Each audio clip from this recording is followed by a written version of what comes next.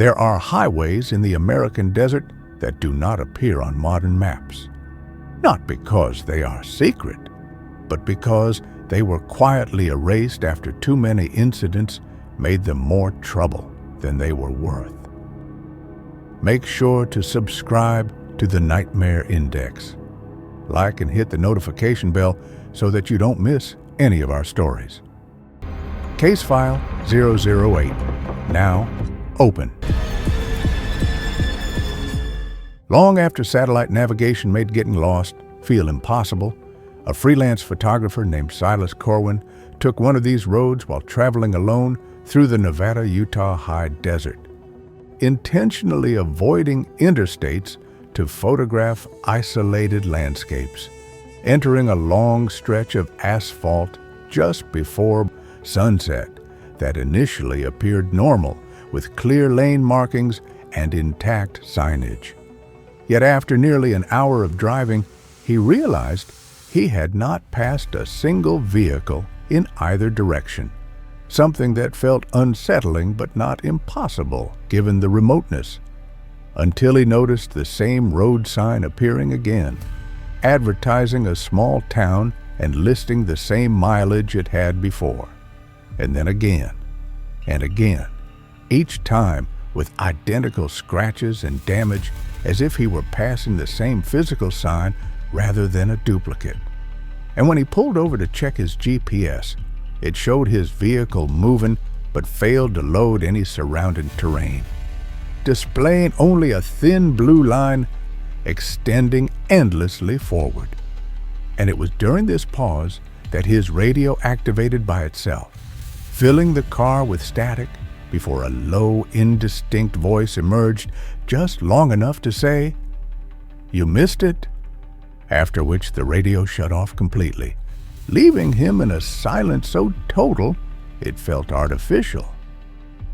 And when Silas continued driving, now deeply unsettled, headlights appeared behind him at a fixed distance, never approaching and never falling back, no matter how fast or slow he drove, mirroring his movements with impossible precision, until his fuel gauge dropped suddenly and the engine died, stranding him in complete darkness as the headlights behind him shut off one by one, and for over half an hour, nothing happened, until he felt a heavy impact against the rear of his vehicle, followed by slow pressure against the trunk as if something were leaning its weight against it.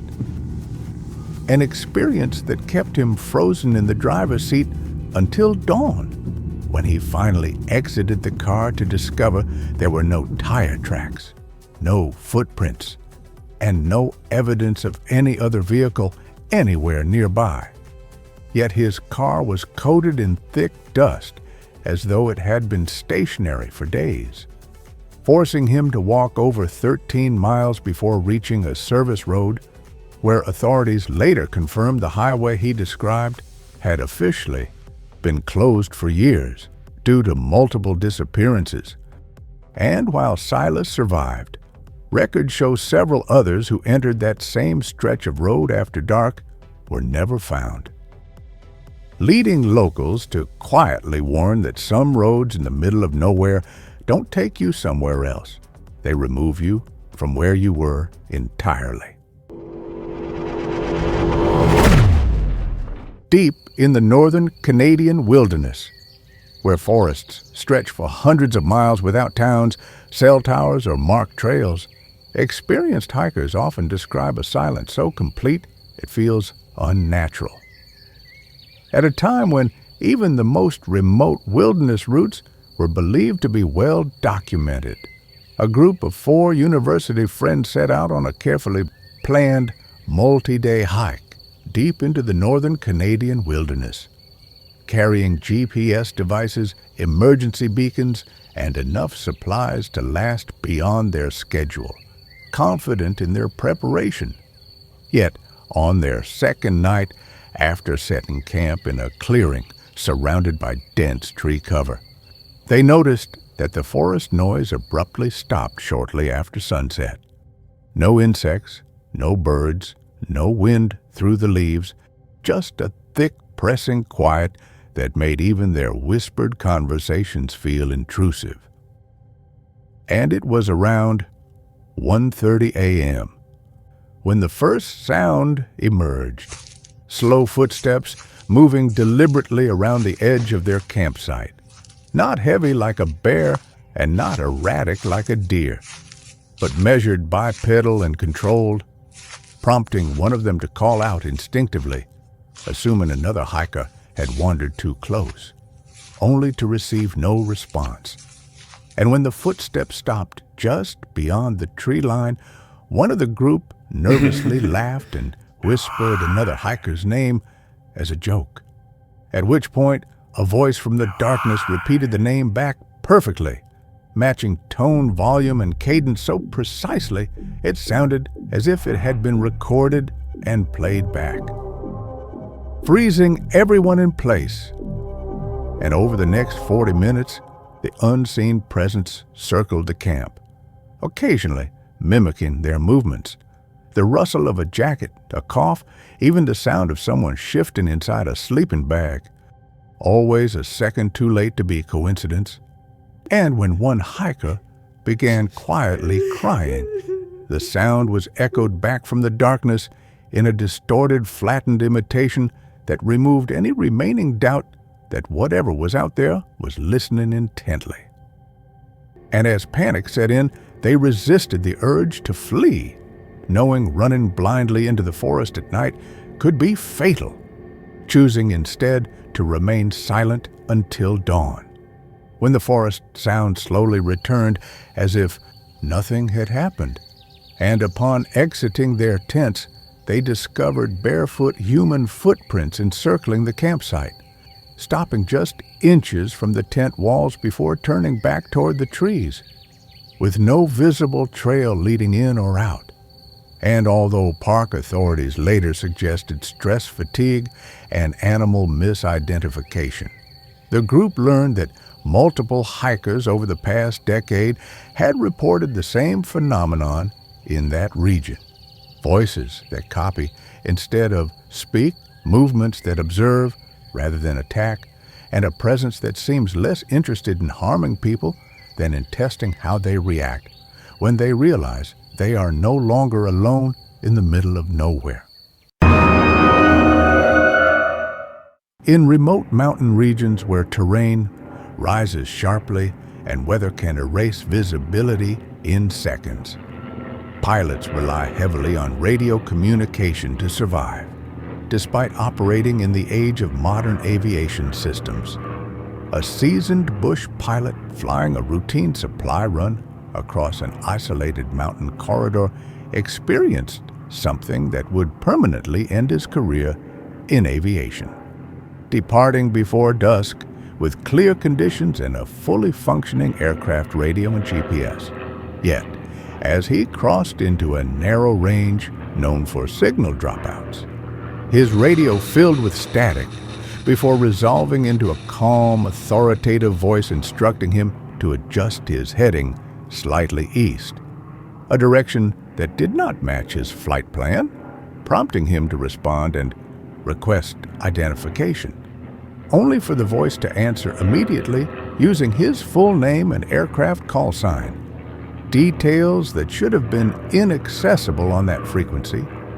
And when he checked in with official air traffic control, they confirmed no one else was transmitting in the area. Yet the voice returned, now more insistent, providing terrain warnings that sounded legitimate, while subtly guiding him toward lower visibility and steeper terrain. And as clouds rolled in unnaturally fast, the pilot noticed something deeply unsettling. The voice began finishing his sentences before he completed them, anticipating his concerns and responding before he fully spoke, as though it were not listening through the radio but reacting directly to his thoughts. And when he attempted to cut the radio entirely, the voice continued through his headset for several seconds before cutting off abruptly, replaced by silence so complete it made him acutely aware of his own breathing. forcing him to abandon the suggested heading and rely solely on instruments to descend blindly through cloud cover, narrowly avoiding a fatal collision with the mountainside. And upon landing at a remote airstrip hours later, shaken but alive, maintenance crews verified that no unauthorized transmissions had occurred and that the radio logs showed long periods of complete signal absence during the time he heard his voice. Yet this incident was not isolated, as multiple pilots flying isolated routes across North America, Siberia, and parts of the Andes have independently reported eerily similar experiences. Voices that sound professional and reassuring, offering guidance just convincing enough to follow, using personal information they should not have access to, and always directing pilots slightly off course rather than drastically astray, leading investigators to quietly speculate that whatever causes these incidents does not force disaster, but instead waits to see who will trust a voice simply because it sounds like help. Because in the middle of nowhere, the most dangerous thing is not losing contact, but believing you've made it when you haven't. On isolated desert back roads where towns are separated by hours rather than miles, drivers often speak of a creeping unease that begins long before anything actually happens. Years after long-haul trucking routes were assumed to be fully mapped and predictable, a delivery driver named Callum Reyes took a sparsely maintained desert back road that would change how he traveled at night forever. A road with no lighting, no signage for long stretches, and no cell service.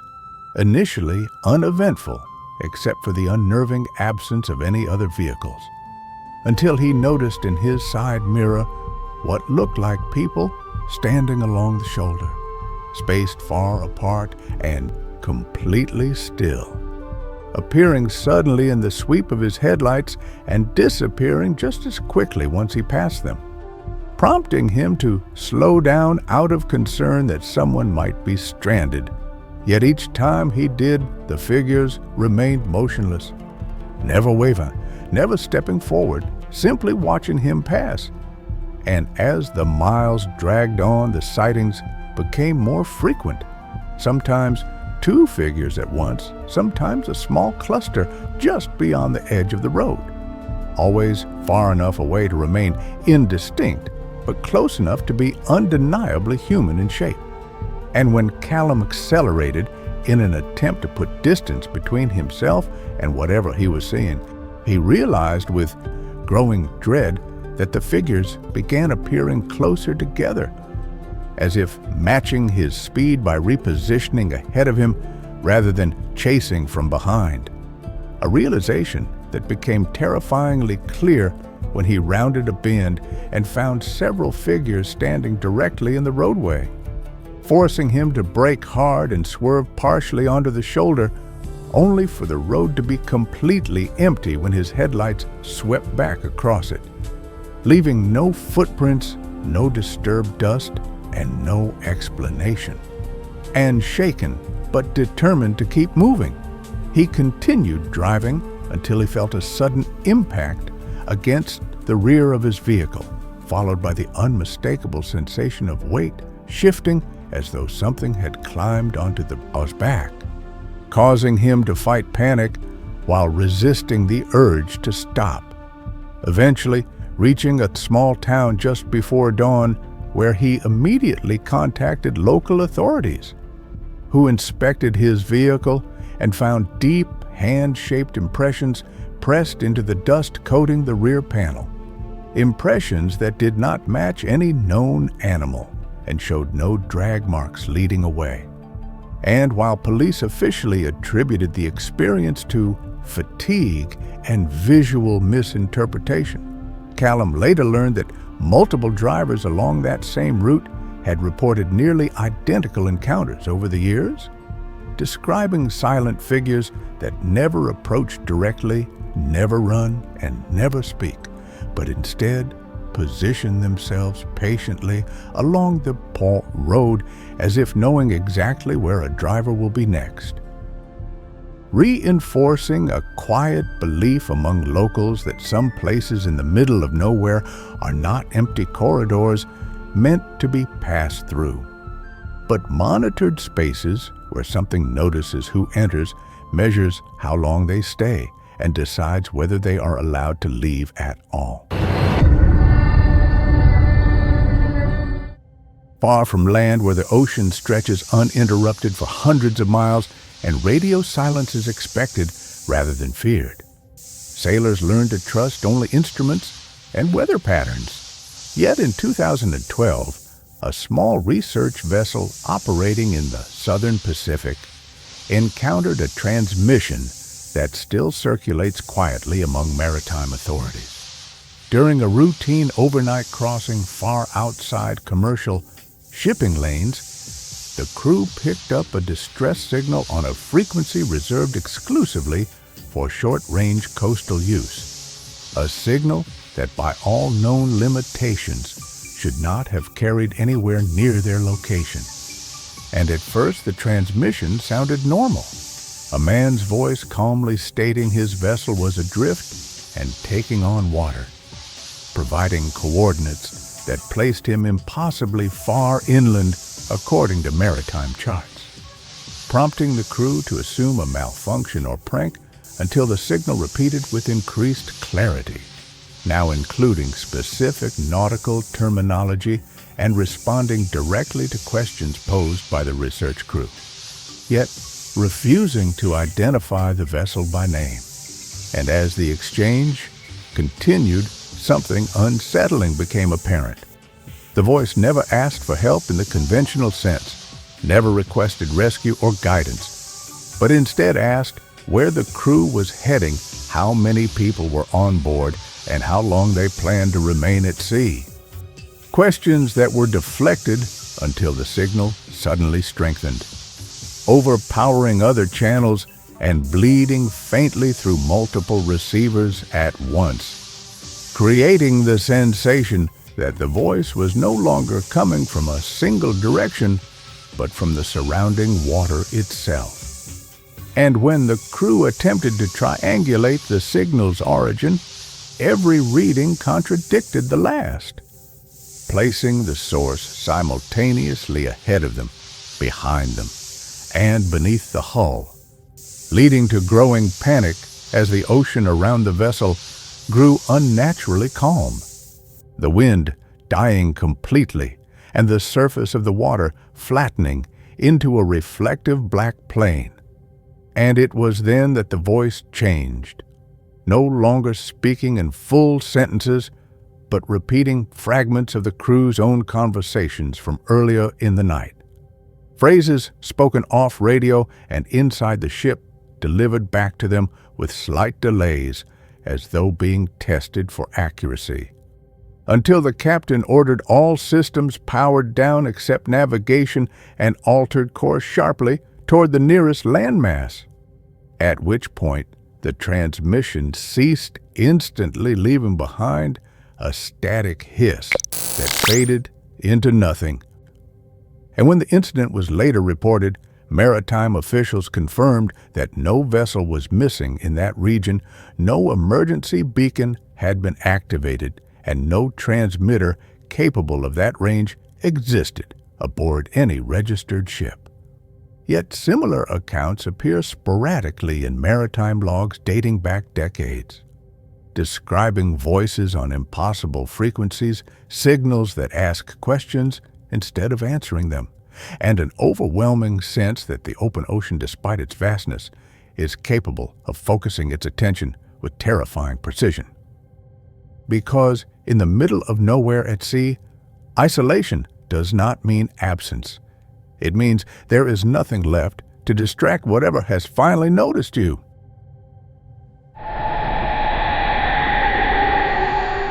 In the frozen tundra of the Arctic, where distances are deceptive and the landscape offers no shelter, no landmarks, and no mercy for mistakes, Experienced researchers know that survival depends on strict routine and constant awareness. Even after decades of Arctic research and survival modeling, a scientific survey team stationed far above the Arctic Circle encountered physical evidence that should not have existed under any known conditions. When one morning, after a night of severe winds and whiteout conditions, they discovered a single set of human footprints beginning just outside the perimeter of their camp, clearly impressed into freshly fallen snow despite no one having left the shelter overnight. And initially, assuming a miscount or exhaustion-induced oversight, the team followed the tracks as a safety precaution, noting with unease that the footprints were barefoot, evenly spaced, and showed no sign of stumbling or hesitation despite surface temperatures well below fatal exposure levels. And as the trail continued, it led them steadily away from camp across open tundra, maintaining perfect stride length and direction for nearly half a mile, an impossible distance under such conditions, until without warning, the footprint simply stopped, not fading gradually, not disrupted by wind, but ending abruptly as if the person had vanished mid-step, leaving untouched snow beyond the final impression. And as the team stood there in growing silence, one researcher reported the overwhelming sensation of being watched, a feeling so strong that several members instinctively turned in different directions, expecting to see someone standing nearby. Yet the horizon remained completely empty. And shaken, they returned to camp, only to discover that their satellite radio, which had been powered down overnight, contained a short recorded transmission, time-stamped during the storm, consisting of nothing but rhythmic breathing, followed by a faint, crunching sound identical to footsteps on compacted snow. And when the incident was reported after evacuation officials suggested equipment malfunction or misinterpretation caused by isolation stress. But veteran Arctic personnel quietly acknowledged similar unexplained findings across decades of expeditions. Lone sets of tracks appearing where no person could survive, audio logs capturing sounds with no identifiable source, and an unspoken rule among those who work that far north. If you find footprints leading away from your shelter that no one admits to making, you do not follow them for answers. Because in a place where nothing should be alive for long, the most disturbing possibility is not that someone came from the wilderness, but that something walked out of it and decided to leave again. In sparsely populated rural regions where emergency services can be hours away and cell coverage is unreliable at best, dispatchers are trained to extract precise information quickly. In a period when emergency response systems relied on digital mapping and real-time location tracking, a rural dispatch center received a late-night call that could not be placed anywhere on modern records.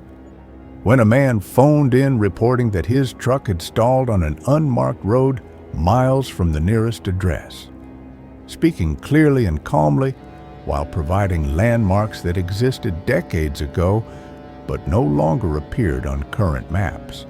And although the dispatcher attempted to verify his location using triangulation, the signal repeatedly bounced between towers far too distant to reconcile, placing the caller in multiple locations at once.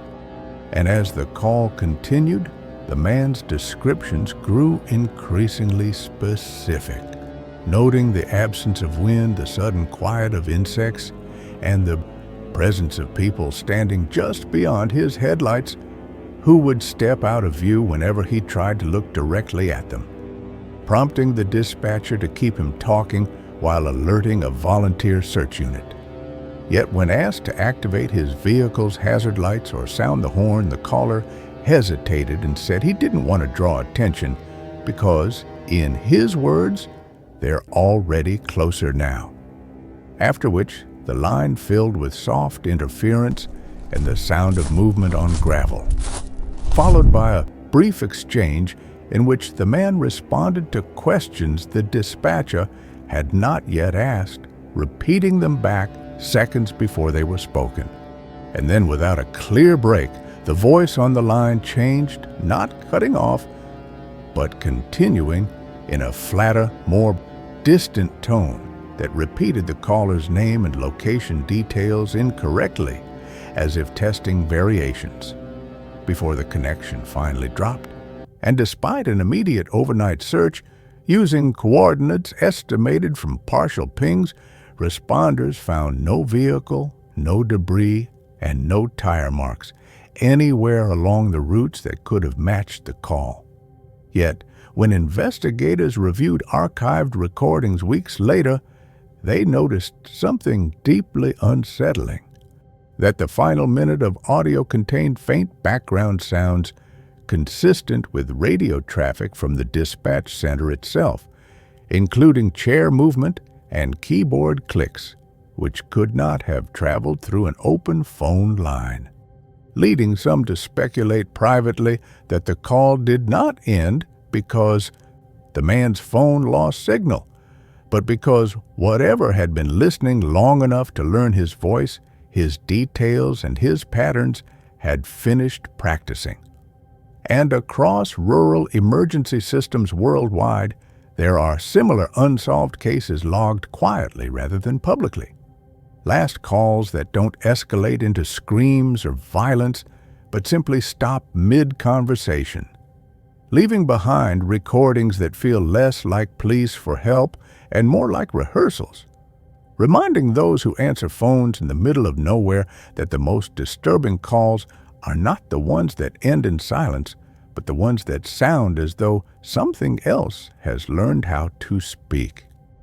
If you want real horror, documented and unfiltered, subscribe to the Nightmare Index. Like and hit the notification bell so that you don't miss any of our stories. Somewhere far beyond the last town, beyond the previous signal, these stories are still happening. The only difference between the people in them and us is that they didn't know they were being watched until it was too late. Case file 008, now closed.